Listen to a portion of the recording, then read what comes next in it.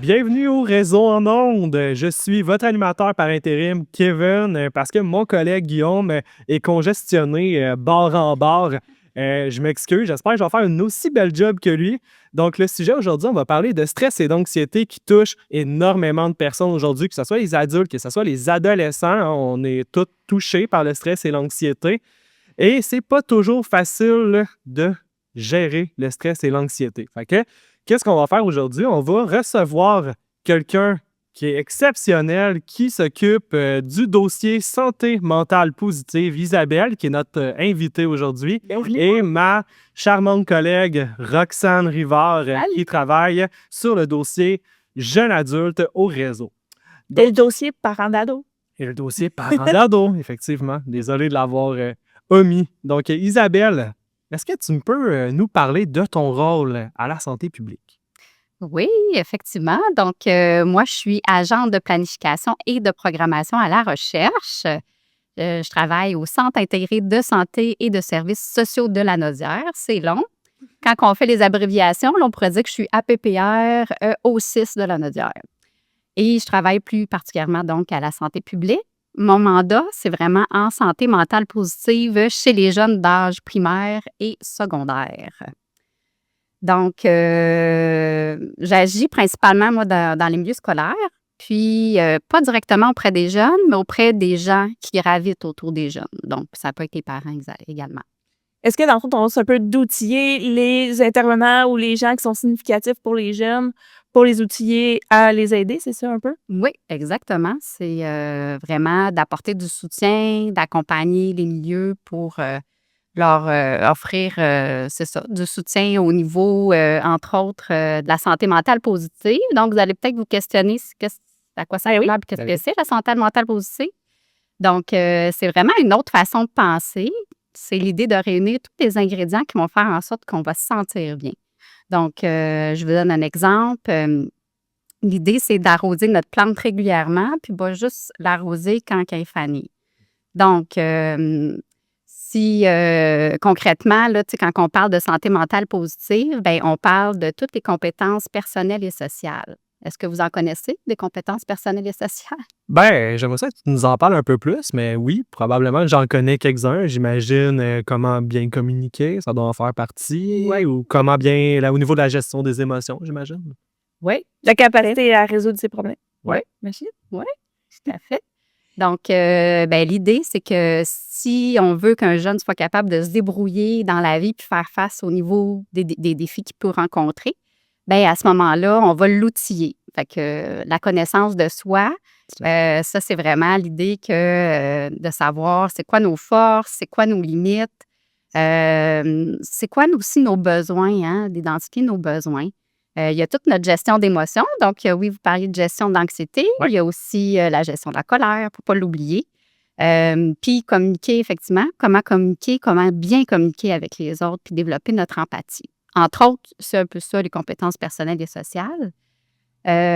Donc, aujourd'hui, on va parler plus spécifiquement d'anxiété. Hein? Vous en avez parlé tout à l'heure. Il a été démontré que si on est en mesure de bien gérer son anxiété, bien, ça peut avoir un impact sur notre santé mentale, sur notre santé physique, sur nos relations avec les autres, puis même sur la réussite scolaire.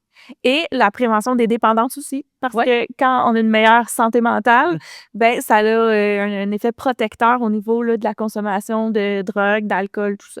On va le voir un petit peu plus tard là, dans l'émission, mais on va en reparler. Mais oui, effectivement, il y a un lien qu'on peut faire avec la santé mentale et la consommation des substances. Moi, ce que j'entends souvent en travaillant dans les différents milieux, c'est que souvent, les personnes ils ont de la misère à voir la différence entre le stress et l'anxiété. Je ne sais pas si tu peux nous en parler un peu, parce que c'est vraiment quelque chose qui est méconnu.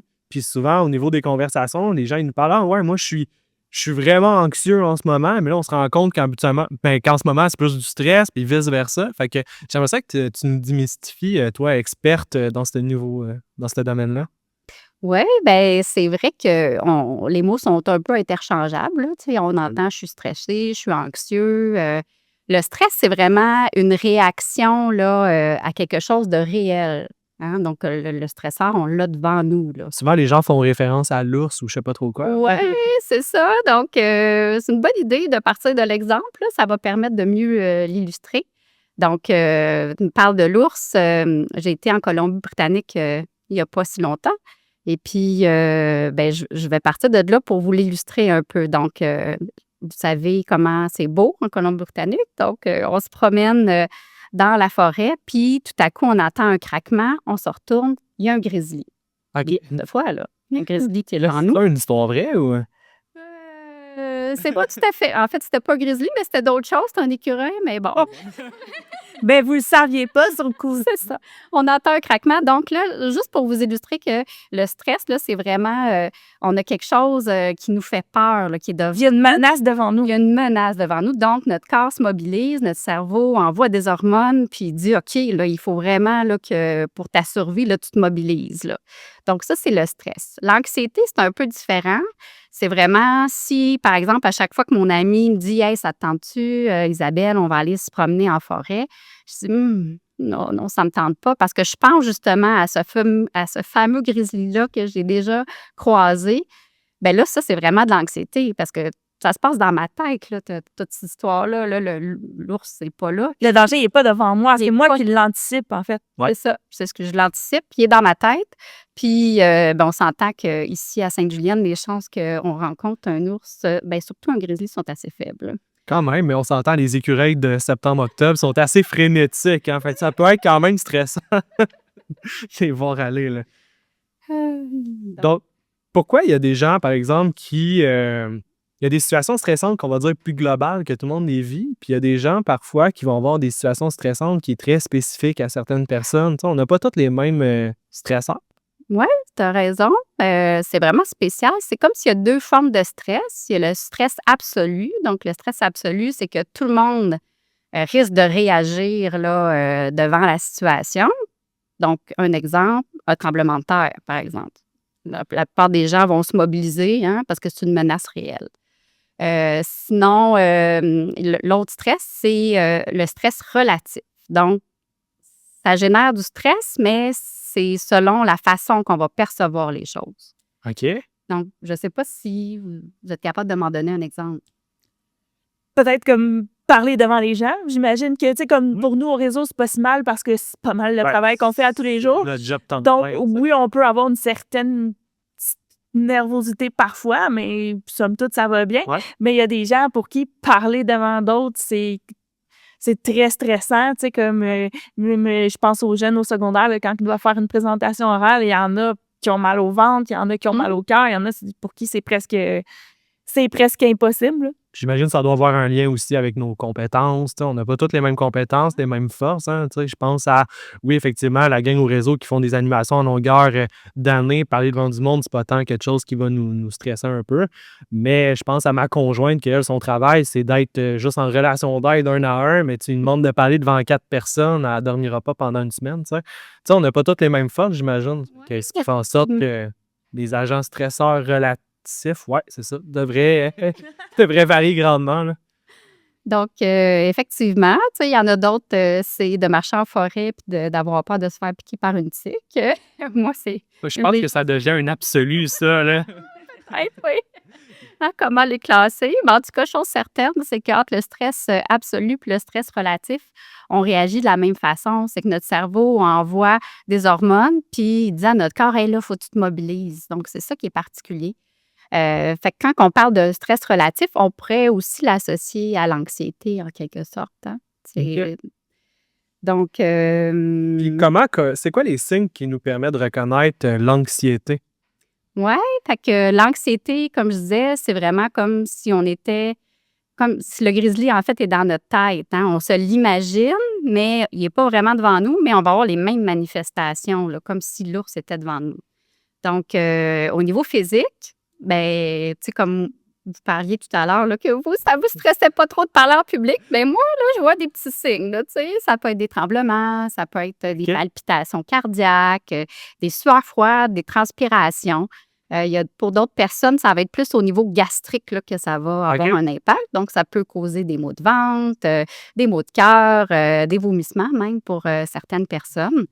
Il y a tout ce qui est, c'est ça, fatigue, tension musculaire, maux de ventre. Ça peut avoir un impact même au niveau du sommeil, hein. Donc, Ça, j'ai pas de misère à le croire. ouais, c'est La ça. plupart des gens tu sais, qui sont plus anxieux dans la vie, on mentionne souvent très mal dormir. Hein. Mal dormir ou se réveiller en pleine nuit puis commencer à ruminer là, des pensées là, Des anxieuses. rituels, ça peut-tu aller jusque-là? Avoir des rituels, qu'est-ce que tu veux dire? Par exemple, des rituels pour être sûr de bien dormir, mais je pense qu'on tombe plus dans l'anxiété au niveau pathologique. Ouais, peut-être, tu as raison. Ouais. Fait que, puis, ben, c'est ça, au niveau de notre cerveau, ça peut avoir aussi un impact parce que quand notre corps se mobilise, là, ben là, à ce moment-là, nos idées deviennent des fois un petit peu plus floues, difficulté d'organisation, difficulté d'attention. C'est pour ça que tantôt, je vous disais que ça peut avoir un impact au niveau de notre réussite scolaire parce que quand on est toujours stressé, ben justement, notre cerveau est moins disponible pour les apprentissages. Donc, c'est important d'apprendre à l'apprivoiser, notre Ben oui. stress. Surtout si on dort moins bien, effectivement, en plus d'être stressé, on est fatigué. Oui, tout à fait. Puis tu mentionnais que oui, l'anxiété peut avoir un impact au niveau de la réussite éducative, etc. Mais je pense aux parents, tu sais, que dans la Naudière et même partout au Québec, là, tout dépend des gens qui nous écoutent, mais comment on peut accompagner nos jeunes au travers ces démarches-là de comme qu'est-ce que je peux faire pour l'aider si mon jeune est envahi par l'anxiété, par exemple? Oui, bien, il y a les bases, là, je te dirais, là, OK. on en parle souvent là, sur la santé de n'importe qui. Hein? Donc, bien dormir. Bien dormir, ça veut dire quoi chez un jeune à l'adolescence? C'est au moins 8 à 10 heures de sommeil.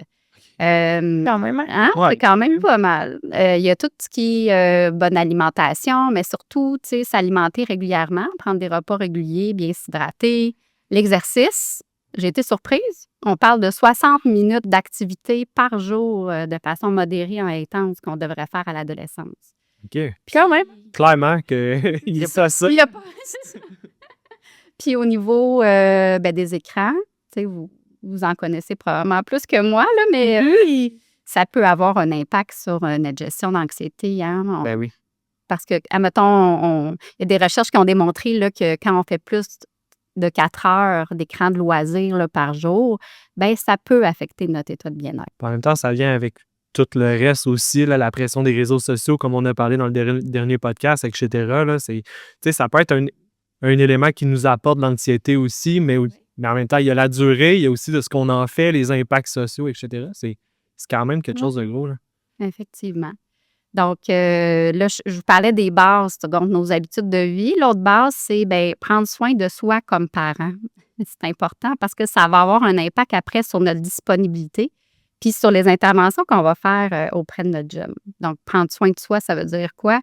Ben ça pourrait être juste de dire, ben je me prends un atelier de théâtre, ça me fait du bien, ou aujourd'hui, j'arrive à la maison, j'avais prévu faire ça, puis ben je m'écoute, puis je dis, ben non, aujourd'hui, j'ai pas l'énergie pour faire ça. Donc, de se garder des réserves d'énergie. Là. Fait que ça, c'est les 2 bases.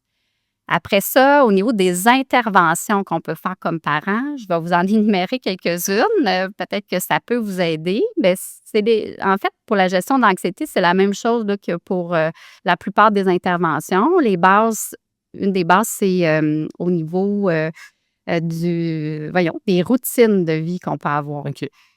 Donc, je vous donne un exemple. Un enfant qui est hyper stressé là, parce qu'il a peur de manquer l'autobus le lendemain matin, bien, dans la routine, ça pourrait être de dire, ben, tu sais, ton lunch puis ton linge, ben, prépare-le la veille. Comme ça, le lendemain, tu vas avoir plus de temps pour faire On va essayer de réduire les sources de stress le plus possible. Sur qu'est-ce qu'on a du pouvoir, entre autres, ben, justement, faire certaines choses à l'avance, ça fait qu'on est moins... La routine, la planification, au moins, c'est quelque chose qui est important, puis ça permet de bien prévoir, là, oui. Ça l'aide.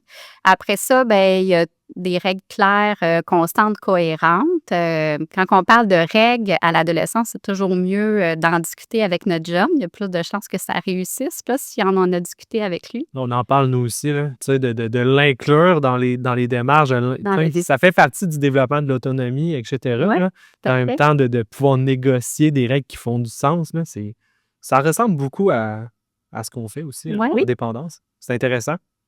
Fait que, ben, je peux vous donner un exemple au niveau d'une règle claire qui a été négociée avec votre jeune. Ça pourrait être, mettons, vous avez observé là, qu'il est bien, bien anxieux là, quand il y a un examen. Puis la veille d'un examen, là, il étudie là, vraiment beaucoup. Là, et, tu sais, il se surinvestit là, dans ses études. Là. Il est rendu 11 heures puis il est toujours là-dedans.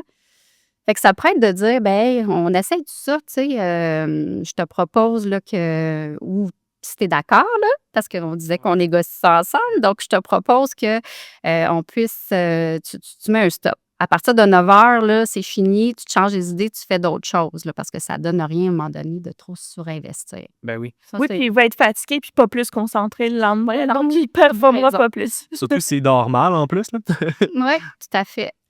Après ça, ben, tout ce qui est nouveauté, hein, quand, mettons, un jeune a un nouvel emploi, ben, on pourrait le questionner pour l'amener, amener un peu plus de prévisibilité là, dans tout ça. Là. Donc, bon, pour te rendre là-bas, tu as prévu combien de temps, comment tu prévois y aller, quel genre de tâches tu penses que tu vas avoir. Donc, ça aide à apaiser l'anxiété. Il y a tous les comportements d'accommodation. Est-ce que vous avez déjà entendu parler de ça? Moi, oui, parce que j'ai eu la chance d'assister à un de vos ateliers, mais je ne vendrai pas le punch. Là. Moi, je pourrais pas rien dire. J'ai pas assisté à un de vos ateliers. L'accommodation, c'est comme parent, là, quand on veut éviter la souffrance là, chez notre jeune, ben on peut modifier nos interventions. Donc, pour rendre ça plus clair, je vais vous donner des exemples. Ben, je prends le téléphone, j'appelle à la place de mon jeune. Ou je signe un billet, ça c'est anciennement dans mon époque, mais j'écris sur Mosaïque que mon enfant va être absent à une activité. Ou je fais une tâche à sa place. Donc, l'idée, c'est que, en fait, je fais à la place de mon jeune parce qu'il me dit qu'il n'est pas capable, qu'il ne s'en sent pas Ou capable. on l'aide à faire de la fuite. En tout cas, moi, c'est un peu comme ça que je l'avais compris. Tu sais, parce que les gens qui vivent de l'anxiété, souvent, vont essayer de fuir les situations anxiogènes, comme par exemple une présentation orale ou, tu sais, moi, quand j'étais ado, c'était de faire de l'éducation physique qui était anxiogène. Donc, j'essayais de fuir le plus possible ces situations-là. Puis le parent, dans l'accommodation, de ce que j'en ai compris, vient comme aider son jeune à faire de la fuite, mais finalement, il veut l'aider en lui épargnant un peu de la souffrance, mais il l'aide pas. En fait, il vient juste renforcer encore plus son anxiété puis cristalliser les comportements de fuite. Alors, tu sais, le parent, il a une super bonne intention. Puis, tu sais, ça m'avait marqué, moi, parce que je me suis regardée, est-ce que j'en fais, moi, de l'accommodation avec mes enfants? Donc, ça m'a permis un peu de faire une introspection, tu sais. Mais, fait que c'est ça, le parent veut aider son enfant, mais en fait, il fait juste comme empirer la situation, malheureusement. Oui, c'est ça. Fait que c'est pas volontaire. Là. C'est ça. Non, mais non.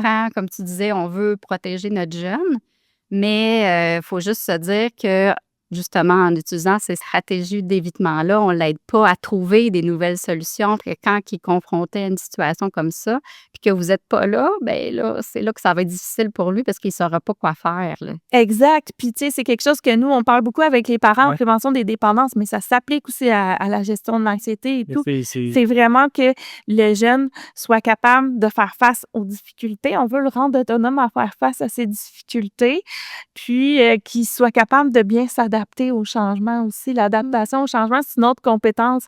Tu parlais des compétences tantôt, bien, c'est une compétence qui est importante à développer. Puis ça, bien, ça va les rendre moins anxieux quand on est plus capable d'affronter des situations nouvelles, puis de se faire confiance, puis de se dire, bien, je suis capable de faire face à la nouveauté.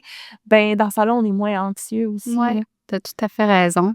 Oui. Donc, ben, on appelle ça des zones de confort. Hein? Donc, tu sais, c'est sûr que si je dois sortir de ma zone de confort, ben oui, ça va créer de l'anxiété, mais si je me force à me confronter à ces situations-là, ben je vais prendre confiance en moi, puis ça va aller mieux par la suite. J'imagine que le but, c'est plus d'élargir la zone de confort, tu sais. Mais il faut être un peu inconfortable pour l'élargir, cette zone-là. Là. Oui, tout à fait. Sans tomber dans l'excès être trop inconfortable non plus. Là.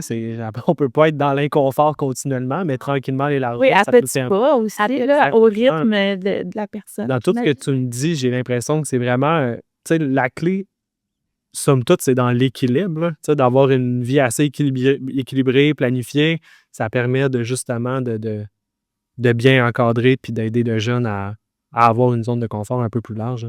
Oui, c'est ça. Puis vous pouvez l'accompagner là-dedans, le classique, là, c'est la présentation orale. Là. Il y a plusieurs jeunes, comme tu disais, là, que ça les rend anxieux. Bien, comment vous pourriez l'aider? Bien, ça pourrait être de dire, ben oui, tu es capable, mais, mets toutes les choses de ton côté. Qu'est-ce que tu pourrais faire pour que ça aille bien, là, finalement? Fait que, est-ce que c'est de t'assurer que tu as tout ton contenu pour ta présentation, de te pratiquer devant ton miroir, de t'enregistrer, de le faire devant ton parent? Donc, ça se peut qu'une fois rendu à l'école, ça se passe pas comme tu l'avais imaginé, pas parfaitement, mais au moins, ça te donne confiance, puis tu l'as fait, puis Ben oui. c'est porteur là, pour l'avenir. Là. En même temps, en étant bien planifié, il y a plus de chances qu'ils vivent une réussite aussi. Là. C'est dans vivre des réussites, ça permet aussi de voir, OK, c'était moins pire que je pensais finalement, mais Ouais. bon, ça n'arrive pas toujours. Hein. On peut c'est pas tout à fait réussite, mais en même temps, au moins de l'avoir fait, ça souvent moins pire qu'on le pense. Puis, si je vois un jeune qui est devant moi, mon jeune, il est envahi, il est comme complètement envahi par l'anxiété, y a-t-il des actions concrètes qu'on peut faire dans l'immédiat? Oui, ça, c'est une bonne question parce que souvent, on va avoir tendance comme parents, à essayer de parler avec lui. Puis, ben, dans ce temps-là, là, la base, là, c'est vraiment de dire il n'est pas disponible. Donc, là, il faut vraiment miser sur des stratégies d'apaisement. Qu'est-ce qui lui fait du bien pour l'amener à un état de calme? Donc, l'idéal, c'est vraiment de créer comme une banque d'outils avec votre jeune parce que, comme je disais, quand il est envahi, c'est pas le temps de penser aux moyens, là, mais de dire, toi, qu'est-ce qui te fait du bien? Fait que des fois, le jeune pourrait dire, ah, ben moi, c'est écouter de la musique ou aller sauter sa trampoline ou, tu sais. Mais il y a des fois que les jeunes ont besoin qu'on les aide un peu. Fait que je vous donne des petites pistes, là. Donc, ça pourrait être, par exemple, des stratégies que vous avez probablement déjà essayées. Là. On parle là, des stratégies de relaxation au niveau des respirations. Il y a des super applications qui existent maintenant là, Ouais, qui permettent de relaxer là, notre Moi, ce que j'avais respiration. entendu, c'est qu'au niveau du justement, là, quand on est stressé, comme la clé, c'était la respiration. Je ne sais pas si tu peux confirmer ça, mais c'est des choses que j'ai souvent lues et entendues. Là, C'est la respiration profonde qu'on appelle. Là. Oui, ça peut vraiment aider. Mais il faut se pratiquer pour être capable de le mettre en application quand on est stressé. Se pratiquer, ça veut dire pas juste le faire la journée où on se sent envahi par l'émotion, mais le faire régulièrement. Là. Il y a toutes les techniques de relaxation musculaire que vous avez peut-être entendu parler, là, les méthodes de Jacobson. Là, non. Moi, tout connais ça. Ben, c'est-tu le chose de compression des muscles puis des relâcheurs? Ouais. C'est ça. Je pense que c'est beaucoup utilisé dans l'univers du yoga. Ouais. Je crois. Oui, bien, en fait, ça l'amène vraiment une détente. Là. C'est de dire, bien, je pars, par exemple, là, du bas de mon corps, je fais une contraction quelques secondes, puis je relâche. Ouais, c'est ça, OK. Donc, en faisant ça, là, en partant du bas jusqu'au haut de la tête, là, même le sourire. C'est dans une perspective de pleine conscience, si je me trompe pas. Oui, bien, ça ramène vraiment notre cerveau à l'instant présent, OK. effectivement. Donc, ça peut aider. Il y a au niveau cognitif, amener notre cerveau à déjouer un peu ses pensées anxieuses. Bien, pas en fait, c'est plus l'amener dans l'instant présent. Donc, la pleine conscience, c'est un peu ça, là. Fait que qu'est-ce que je pourrais faire pour l'aider, mon cerveau, à dire, bien, coudonc, là, l'ours n'est pas devant moi, là, je suis assis chez nous dans mon salon, je n'ai pas besoin là, de vivre tout ça là, comme Simpson. Bien, c'est un exercice, exemple, je prends les lettres de l'alphabet, par exemple. Donc, OK. je te dis, Roxane, à partir de la lettre A, nomme-moi un animal. Anaconda. J'ai comme j'ai rien qui m'est venu en tête. Pour Fait- vrai? Je pense que ton Bon, ma dictionnaire des connaissance, animaux est... ça marche pas. Mais c'est correct, parce que là, juste ce moment-là que tu as pris, bien là, tu n'étais pas dans ton anxiété, là. Tu es en Ben non. train de penser à Vas-y avec un le animal. Fait que c'est... Luca. Ah, c'est bon ça, bravo, oui. Ah, pour vrai, je pense que je devrais faire ça pendant vraiment longtemps. En plus, j'avais du plaisir à le faire. Ben écoute, on fera pas ça, là. Fait que oui, c'est de partir de la lettre A puis de vous rendre jusqu'à la lettre Z. Ça peut être avec un animal, une plante, n'importe quoi. Donc ça l'aide votre cerveau. Il y a toute la connexion des sens aussi, de dire nomme-moi 5 choses que tu vois actuellement. Micro-ondes. Oh oui! 4 choses que tu entends, 3 choses que L'air climatisé. oui, quand même. Ouais. Dans le fond, c'est la reconnexion des sens. Fait que c'est ça. On s'amuse. On s'amuse pendant ce temps-là. Ça peut même calmer une crise d'anxiété, hein? Vraiment. Tu sais, des fois, il y a des gens qui disent, OK, j'ai fait une crise d'anxiété. C'est quoi la différence entre vivre de l'anxiété et faire une crise d'anxiété? Est-ce que tu peux nous dire, y a-t-il une différence? Parce que qu'est-ce que les gens veulent dire quand ils disent j'ai fait une crise d'anxiété? Oui, bien, c'est probablement, là, c'est quand on se sent complètement déconnecté, là, qu'on est envahi. Ça peut amener au niveau de la respiration très, très rapide. Pas le sentiment de mort imminente? ou- Ouais. Ben, il y a même des gens, des fois, qui se rendent à l'urgence parce qu'ils pensent qu'ils font une crise cardiaque, puis finalement, C'est une crise d'anxiété. Ouais. OK. C'est C'est quand les symptômes de l'anxiété deviennent très, très forts, très... Une crise d'anxiété, c'est pas. L'autre terme, c'est. Tu sais, c'est-tu la même chose, une crise de panique? Oui, on pourrait dire ça. On pourrait... OK. Ouais. Fait que ce Fait que- genre d'exercice-là pourrait aussi apaiser une personne qui est comme Oui, tout à fait. top anxiété. Top anxiété. Mais comme je disais, l'important, c'est vraiment de penser à tes moyens à l'avance quand tu n'es pas anxieux, les pratiquer. Parce que si tu vas avoir le réflexe de les appliquer, ben il faut vraiment que tu les ailles pratiquer au préalable. Là. Puis je me demandais, il y avait, genre, ça devient de plus en plus populaire, là, genre, on en a vu même au niveau des différents médias sociaux, des gens qui parlent d'une espèce d'application avec un pingouin, là. Ça vous dit quelque chose, non? Non? OK. C'est une application qui semble aider les jeunes avec leur téléphone à gérer leur anxiété avec des défis ou des trucs comme ça. Toi, t'en as jamais entendu parler, non?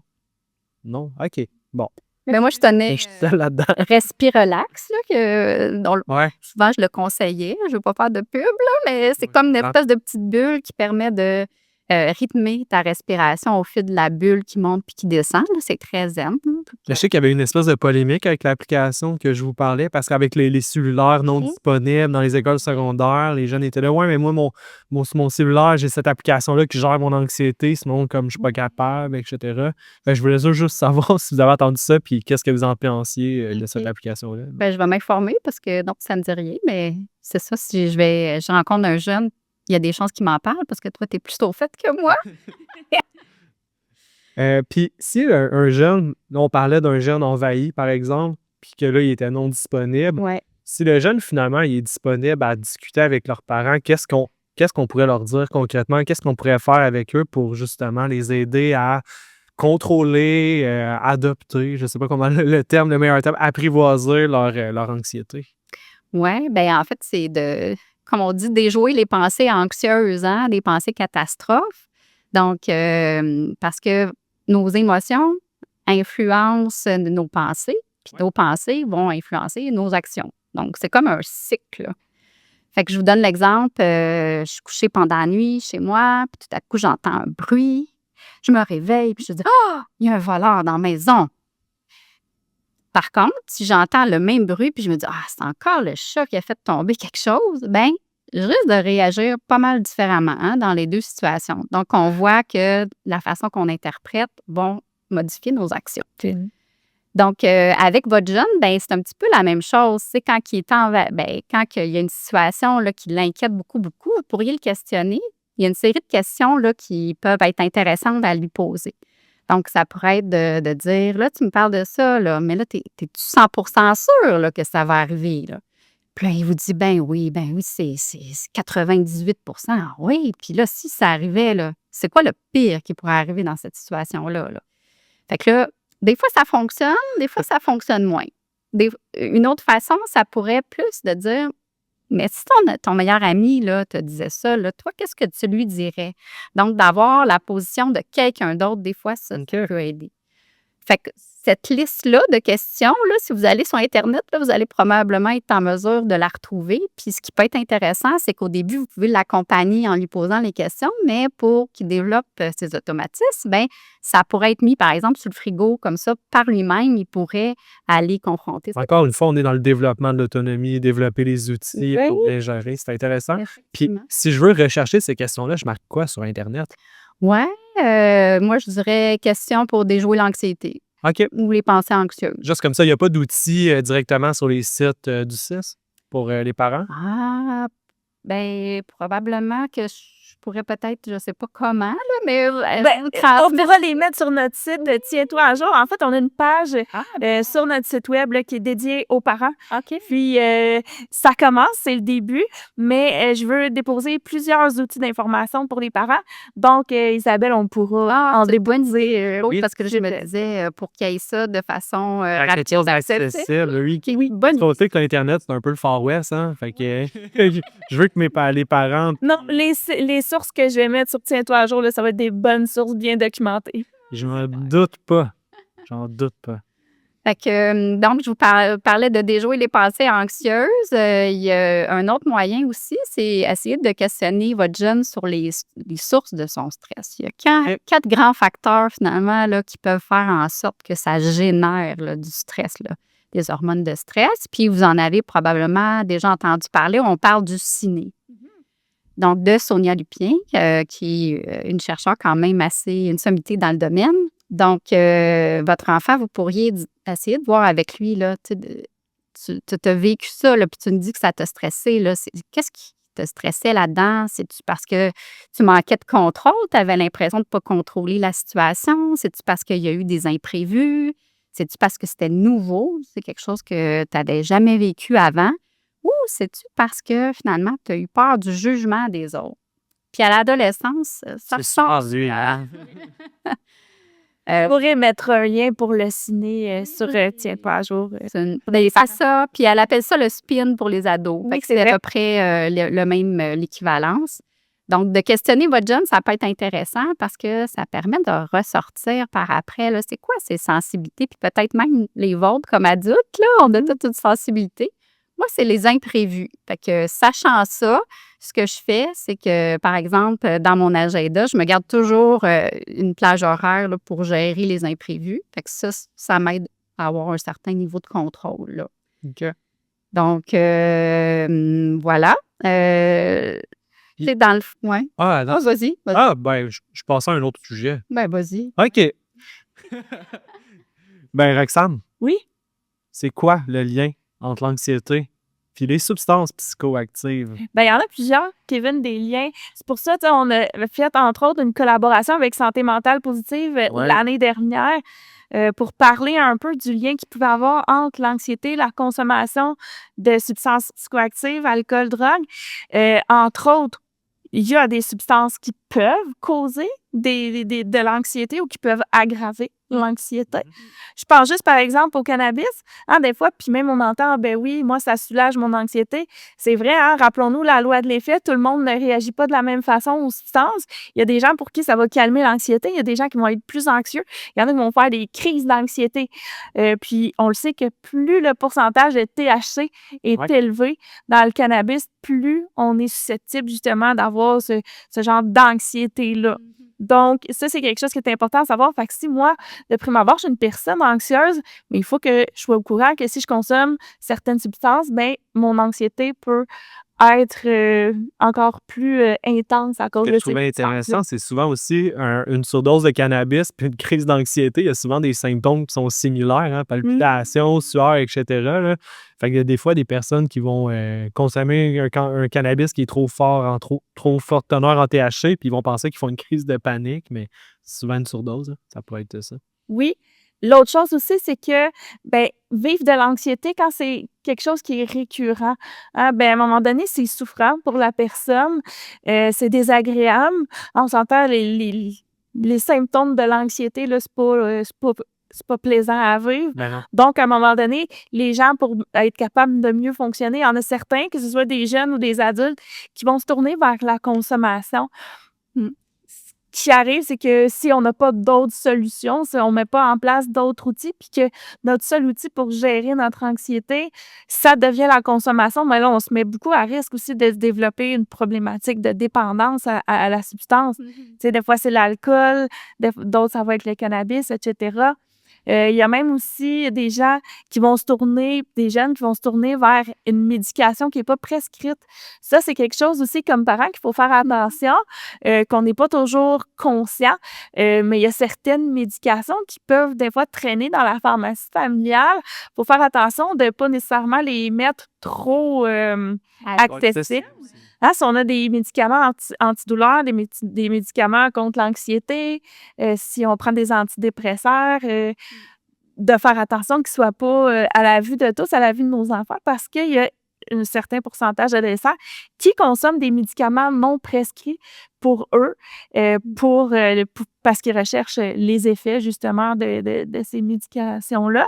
Donc, oui, tu sais, l'anxiété, c'est un facteur de risque, dans le fond, à développer une problématique de consommation de substances quand on ne se trouve pas des alternatives, quand on ne se trouve pas des moyens pour gérer cette anxiété-là. Donc, c'est pour ça qu'entre autres, on voulait que tu viennes nous parler d'anxiété, parce qu'il y a un lien quand même assez important à faire entre les deux. Donc, je pense que c'est le fun d'être au courant, là, puis de pouvoir se donner les moyens pour se protéger. C'est tellement aidant de travailler en équipe, là. Tu sais, nous, on est, oui, des experts en matière de substances psychoactives, mais il y a tellement d'autres problématiques qui sont comorbides avec l'utilisation de substances, donc c'est important de travailler en équipe. Puis comme tu nous parlais avant le balado, j'allais dire podcast, pour pas le dire. Tu sais, avec toute ta participation sur les différentes tables dans les secteurs d'Anaudière, ça permet au moins d'avoir une expertise qui est globale pour pouvoir aider nos jeunes. Puis après, j'avais lu dans le passé le programme, justement, santé mentale positive. Puis je trouvais tellement que les objectifs puis les animations s'emboîtaient tellement bien avec notre programme ado que ça permettait justement d'avoir donné le plus d'outils à nos jeunes, là. Tout à fait. Donc, si jamais on a un adolescent comme parent qui a plus un problème d'anxiété, là, qui nécessite de l'aide, vers quelles ressources peuvent se tourner, Isabelle? Oui, bien, c'est sûr que moi, je vais vous orienter vers mon réseau à moi, là, le 6. Là. Donc, vous pourriez, je pense que le plus facile, c'est de composer le 811 parce que là, ils vont être en mesure de vous orienter là, vers le bon service. 811 option 2? Oui, 811 option 2, effectivement. Sinon, c'est ça, dépendamment des sensibilités, là, on parlait du lien anxiété-dépendance, j'imagine que vers le réseau, ils peuvent se tourner aussi? Oui, s'il y a quelque chose avec la consommation, oui, effectivement, là, nous, on va pouvoir les aider avec ça, mais c'est sûr que, tu sais, des fois, si on travaille l'anxiété, tu sais, qui ne sera pas travaillé par le réseau, mais des fois, quand on travaille ce qui se cache en dessous de la consommation, comme par exemple l'anxiété, mais la consommation diminue par elle-même. Oui, c'est vrai que c'est interrelié. Oui, effectivement. Ouais. Mais c'est souvent ça, en fait, tu sais, il y a d'autres choses qui se cachent en dessous de la consommation, donc il faut aller l'adresser, il faut aller le travailler. Quand c'est l'anxiété, il faut se trouver les outils nécessaires. Fait que oui, des fois, ça peut être aussi, j'imagine, d'être suivi par un psychologue. Ça pourrait être une option aussi. Oui, un psychoéducateur, un psychologue, un travailleur social, un éducateur spécialisé. Donc, c'est toutes des personnes clés là, qui peuvent aider votre jeune. Tantôt, je voulais juste revenir, j'avais oublié de spécifier, j'ai donné aujourd'hui plusieurs moyens, mais pour que ça soit gagnant, là, l'idée, là, c'est de ne pas tout mettre ça en place du jour au lendemain, hein, parce que si vous dites, j'arrête de faire de l'accommodation, vous n'en parlez pas avec votre jeune, puis tout d'un coup... Là, il va avoir l'anxiété d'après. Oui, c'est ça. Donc, c'est faire ça par étape, là. Oui, pas à la voix. Donc, toujours consulter votre jeune si vous voulez mettre des choses en place, puis de dire que chacun a son rythme, hein, parce que, dans le fond, avant d'apporter un changement de comportement, là, ça peut prendre du temps, là, ça ne se fera pas du jour au lendemain. Fait que c'est ça. J'imagine que les trucs ne marchent pas non. Il ne faut pas se décourager non plus si les moyens qu'on utilise la première fois ne fonctionnent pas. Oui, parce que souvent, la tendance, c'est que les gens vont dire, oui, je l'ai essayé, mais c'est pas en l'essayant une fois, une respiration, que ça va être miracle, là, hein? Fait qu'il faut le faire sur plusieurs fois. Puis, c'est ça, on disait là, que ça prend au moins 3 semaines là, avant d'assimiler une nouvelle façon de faire, là. Fait que ça, c'est important. Il faut être patient. Il faut être patient. Il ne faut pas être dans la performance, il faut être dans la bienveillance. On va tomber dans l'anxiété de performance. Oui, c'est ça, tout à fait. Puis, c'est ça, au niveau des ressources, effectivement, là, ça va être sur votre site Internet, mais je voulais vous dire aussi que dans les milieux scolaires, Il y a certaines écoles là, qui ont un programme qui s'appelle le programme hors-piste, qui vise vraiment la gestion des émotions puis la gestion de l'anxiété. Secondaire 1, 2. Fait que si vous en entendez parler, vous allez peut-être même recevoir des communications là, par rapport Oui, parce que les élèves reçoivent ces ateliers-là. Entre autres, ils ont un atelier qui parle d'anxiété. Oui, c'est ça, des ateliers qui sont vraiment des outils là, pour savoir quoi faire si on est anxieux, qui leur permettent les outils. Ben, un gros merci, Isabelle. Est-ce qu'il y avait d'autres choses que tu voulais ajouter? Non, ben, je vous remercie de m'avoir invité. Mais merci à toi, c'était super intéressant. C'est un sujet qui préoccupe plein de monde, mais c'est le fun d'avoir plus d'informations. Puis je pense que tu as donné comme beaucoup quand même de pistes puis d'outils pour les parents qui vont écouter le balado. Puis je trouve au moins aussi d'avoir mentionné le programme hors-piste. Quand je disais que j'avais lu tantôt les objectifs, c'était le programme hors-piste. En fait, au moins, les parents, s'ils sont au courant déjà qu'il y a ça dans l'école, puis ils vont pouvoir réinvestir tout ça. Puis merci de ton expertise. Merci à Roxane aussi de toujours être là à la co-animation. C'est-tu correct, Guillaume? J'ai bien fait ça? OK, il fait signe que ça a bien été. Donc, je remercie mes invités. Le programme en ondes, suivez-nous sur les différentes plateformes, Spotify, Apple, Balado, etc., YouTube. Puis allez voir le merveilleux site Internet du réseau qui est... Tiens-toi à jour. Tiens-toi à jour. Bonne journée!